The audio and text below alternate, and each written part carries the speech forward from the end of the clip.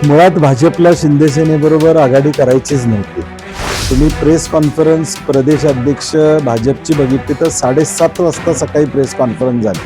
म्हणजे दिल्लीतून रटा आला की आघाडी करावीच लागेल, नाहीतर ती आघाडी स्वबळावरचीच भाषा भाजपची मुंबई, ठाणे, कल्याण, डोंबिवली या सगळीकडे स्वबळावरचीच आहे.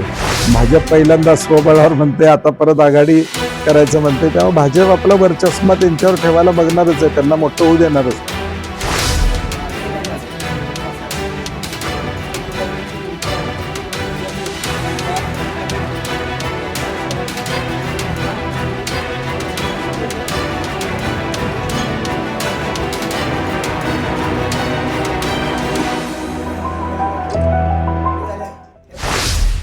नाही, काँग्रेसमध्ये जवळजवळ 300-350 लोकांनी अर्ज केलेले आहेत आणि प्रभाग वाईज आम्ही आज 10 प्रभागाच्या आज मुलाखती आणि उद्या सकाळी 8:30 वाजल्यापासून राहिलेले 10 प्रभाग असे म्हणजे 81 उमेदवार जे असणारे त्यांच्या मुलाखती ठेवलेल्या आहेत आणि प्रचंड उत्साह आहे काँग्रेसमध्ये. उमेदवारीसाठी प्रचंड उत्साह आहे. एकेका वॉर्डामध्ये 40-40 लोक इच्छुक आहेत आणि त्यातून सगळ्यांशी चर्चा करून आम्ही मार्गस्थ करू हा विषय. हा विकास आघाडी म्हणून निवडणुकीला सामोरे जाणार आहे. ठाकरे गटाच्या जिल्ह्यातल्या काही पदाधिकाऱ्यांनी आरोप केले, काही सहकार्य नाही, ठीक आहे, ते आता हे राजकीय होत राहणार, त्याला काही विषय नाही. परंतु परवा राष्ट्रवादी आणि शिवसेना या दोन्ही पक्षांच्या बरोबर सचिन चव्हाण, राजू लाटकर आणि आमच्या सगळ्या लोकांनी चर्चा केलेली आहे. त्यांनी त्यांचा प्रस्ताव दिलेला आहे. आता तो आज उद्या आमच्या बैठका झाल्यावर उद्या संध्याकाळी आम्ही सगळे परत बसू. त्यांचा आलेला प्रस्ताव, आम आदमी पार्टीचा आलेला प्रस्ताव, इंडिया आघाडीचा आलेला प्रस्ताव, याच्यावर कुठल्या वॉर्डामध्ये ऍडजस्टमेंट होता येते, कशा पद्धतीने उमेदवारी ऍडजस्ट करता येते, त्याची आम्ही सगळे 10-12 जण बसून चर्चा करू आणि त्या पद्धतीने आम्ही पुढे जाऊ.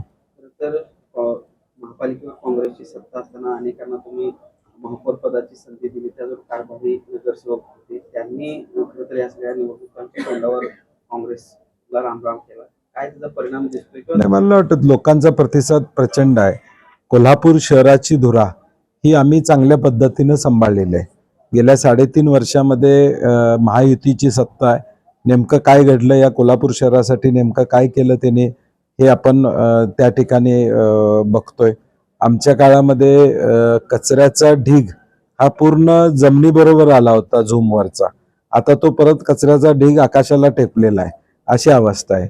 नगरोत्थानमधले रस्ते आम्ही आमच्या काळामध्ये त्या ठिकाणी केले.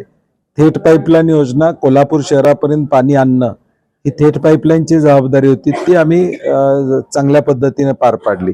हुतात्मा गार्डन असेल, महावीर गार्डन असेल, ह्याला निधी देण्याचं काम केलं. रंकाळ्याला निधी देण्याचं काम आमच्या काळामध्ये प्रामुख्यानं त्या ठिकाणी झाले.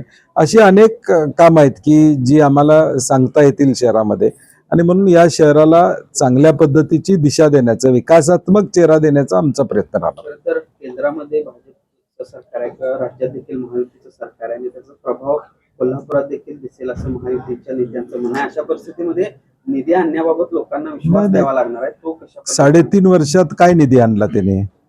3.5 वर्षात नुसत्या घोषणा दिल्या. अंबाबाईचा आराखडा आम्ही आमच्या काळामध्ये जे पैसे आले त्यानंतर पैसे आले नाहीत. ज्योतिबाचा आराखडा जाहीर झाला, त्याला पैसे आता टेंडर प्रक्रिया त्या ठिकाणी चालू आहे आणि त्यामुळं नुसत्या घोषणा, मग 3.5 वर्षात या सगळ्या गोष्टी त्यांना आता जे बोलतायत, आता उद्या मुख्यमंत्री येतील, उपमुख्यमंत्री येतील, घोषणा करतील हे आम्ही अमकं करू. मग तुमचे 3.5 वर्ष हात कोणी बांधले होते का? 3.5 वर्षात या सगळ्या गोष्टी करायच्या होत्या आणि करून लोकांच्या पुढे जायचं होतं ना, की आम्ही हे केलं म्हणून सांगायला. त्यामुळे हे सगळं थोतांड आहे. आमची सत्ता असेल, असं होईल तसं होईल, काही नाही.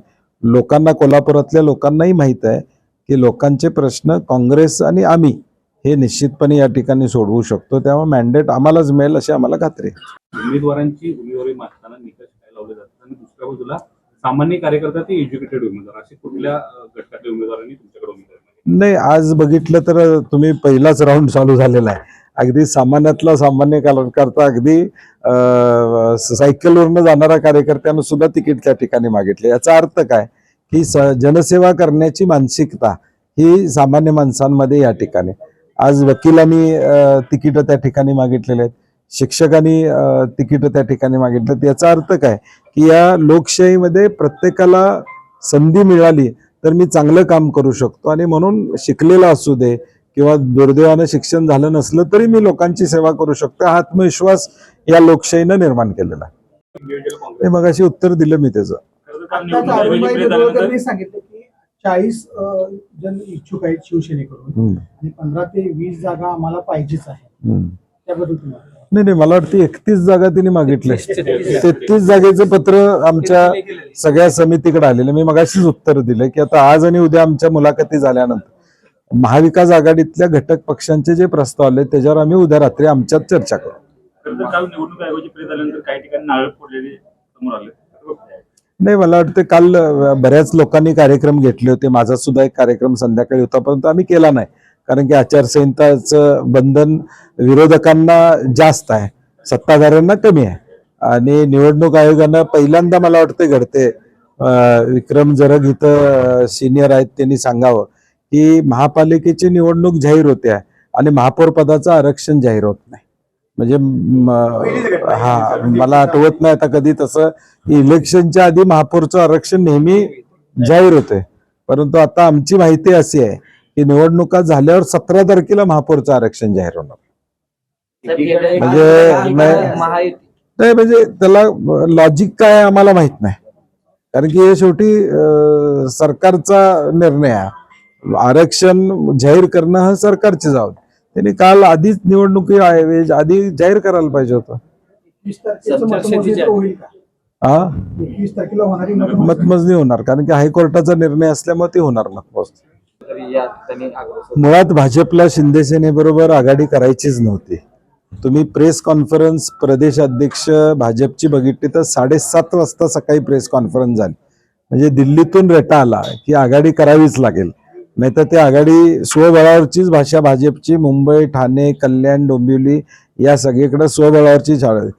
रवींद्र चव्हाण साहेबांनी सकाळी 7:30ला नागपूरमध्ये प्रेस घेतली आणि सांगितले की आम्ही आघाडी काढणार. याचा अर्थ आपण समजून घ्या, हे भाजप पहिल्यांदा स्वबळावर म्हणते, आता परत आघाडी करायचं म्हणते. त्यामुळे भाजप आपला वर्चस्व त्यांच्यावर ठेवायला बघणारच आहे, त्यांना मोठं होऊ देणारच नाही.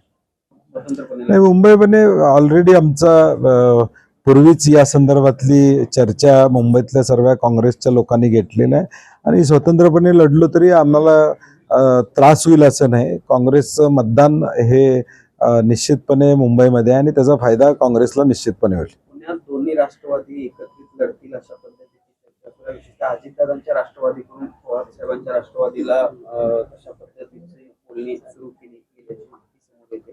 कसं बघता याकडे या जगात? काल पुणे शहर काँग्रेसमध्ये काँग्रेस असेल, राष्ट्रवादी पवार साहेबांचे त्या ठिकाणी असेल, आणि शिवसेना, आमची काल बैठक महाविकास आघाडी म्हणून काल पुणे शहर काँग्रेसमध्ये झालेली.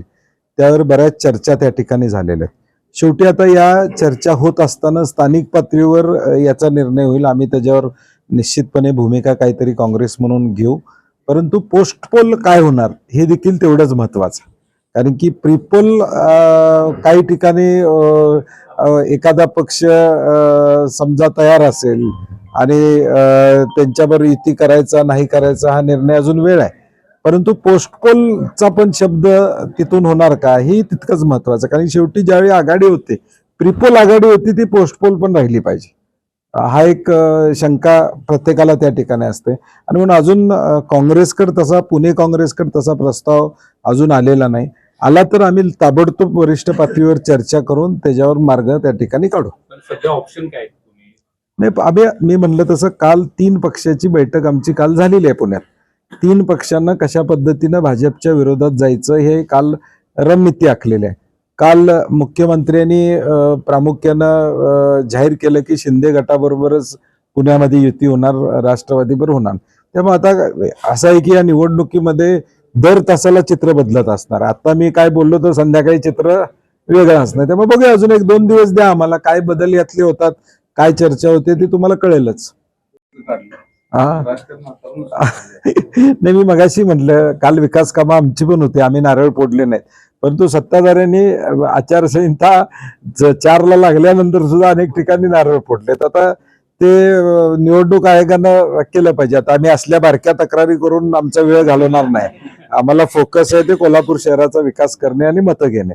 आम्ही आमचा फोकस त्याच्यावर राहणार आहे. पॉझिटिव्हली ही निवडणूक आम्ही पुढे घेऊन जाणार आहोत. लोकांना विश्वास आहे की हे पलीकडे इच्छुक जे आहेत ते कशासाठी इच्छुक आहेत लोकांना त्या ठिकाणी माहित आहे. आमच्याकडे इच्छुक आहेत ते प्रामाणिकपणे काँग्रेसला विचाराला घेऊन जाणार आहेत आणि या शहरामध्ये चांगलं काम करायचं आहे. कारण की लोकांना आत्मविश्वास आहे की काँग्रेसच्या ताब्यात असेल तर निदान सगळ्या गोष्टी व्यवस्थित होतील. 10 कोटीचा रस्त्याचं निधी आला तर 10 कोटी रस्त्यावरच खर्च होणार, फक्त 6 कोटी होणार नाहीत. याची खात्री लोकांना काँग्रेसच्या बाबतीत त्या ठिकाणी आहे. मागील सामान्य- निवडणुकीचा जर अंदाज बघितला तर मंत्री मुश्रीफ तुमच्यासोबत राष्ट्रवादी म्हणून होते. आता मात्र ते नसणार आहेत. महाविकास आघाडीची जबाबदारी फक्त सतेज पाटील यांच्या खांद्यावर असणार. नाही, मला वाटतं थोडं माहिती घेणं गरजेचं आहे. मागच्या वेळी देखील काँग्रेस राष्ट्रवादी स्वतंत्र लढल्या होत्या आणि पोस्ट पोल अलायन्स आमची झाली होती. आम्ही प्री पोल अलायन्स झालीच नव्हती. काँग्रेसनं स्वतंत्र, मला वाटते 77च्या 77 जागा, त्यावेळी 77 होत्या, 77च्या 77 जागा स्वतंत्रपणे लढल्या होत्या. राष्ट्रवादीनं काही जागा आणि मग पोस्ट पोल अलायन्स आम्ही निवडून आल्यावर केलं होतं. त्यामुळे आता सुद्धा आम्ही स्वतंत्र लढतोय. आता एकच पक्ष आहे की शिवसेना आणि राष्ट्रवादी आमच्या बरोबर आहे. 4 वॉर्डाचा शेवटी त्यांचा अनुभव प्रचंड आहे. देशामध्ये पीएमओ मध्ये त्यांनी राज्यमंत्री म्हणून काम केलेलं आहे आणि काही माहित्या विरोधकांच्याकडे सत्ताधाऱ्यांपेक्षा जास्त येत असतात. त्यामुळं कदाचित त्यांना एखादा क्ल्यू लागला असेल, कोणतरी बोललं असेल. त्यामुळं ते त्यांचं व्यक्तिमत्व असं आहे की ते प्रसिद्धीसाठी काही बोलत नाहीत. काहीतरी तथ्य असल्याशिवाय ते हे वक्तव्य करणार नाही. ठीक आहे, 19ची तारीख कदाचित पुढे जाईल, परंतु काहीतरी चर्चा कुठंतरी असल्याशिवाय त्यांच्या तोंडी ते वक्तव्य येणार नाही. अस्वस्थता निर्माण झालेली दिसते. BJP खासदारांना व्हीप जरी सुद्धा मान्य लागू करत केलंय. नसले तरी अस्वस्थता दिसते. नाही, मी तेच म्हणतोय ना, म्हणजे काही ना काहीतरी कुठं ना कुठंतरी ही चर्चा सुरू आहे. त्याशिवाय एवढं लगेच त्याचं खंडन होणं, त्याच्यावर लगेच प्रतिक्रिया भाजपनं देणं, म्हणजे काहीतरी चर्चा चाललेली आहे हे सत्य आहे.